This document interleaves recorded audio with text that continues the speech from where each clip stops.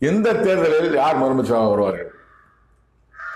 ஏற்கனவே முதலமைச்சராக இருக்கிற மு.க.ஸ்டாலின் அவர்களா, சென்ற முறை இருந்த எடப்பாடி பழனிசாமி அவர்களா, புதிய வரவான நடிகர் விஜய் அவர்களா, அப்பா இடத்தை பிடிக்க போற உதயநிதி ஸ்டாலினா?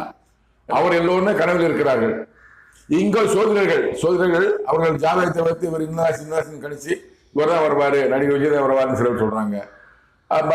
மு.க.ஸ்டாலின் வருவான்னு சொல்றாங்க, எடப்பாடி பழனிசாமி வருவான்னு சொல்றாங்க, உதயநிதி ஸ்டாலின் ராசி நல்லா இருக்கு, நட்சத்திரம் நல்லா இருக்கு வருவான்னு சொல்றாங்க. இவர் யார் சொல்வதும் நடப்பது கிடையாது. ஏனென்றால் என் தேவனாய கர்த்தர் கடவுள். கடவுள் என்று நான் சொல்வது இஸ்லாமில் வணங்குகிற இறைவன் அல்லாஹ், அவர்தான் கடவுள்.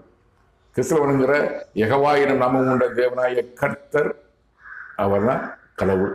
இயேசு மேல பாப்பார் பார்த்தீங்களா, இதாவே என் தேவனே கர்த்தரே, அவர் தான் கடவுள்.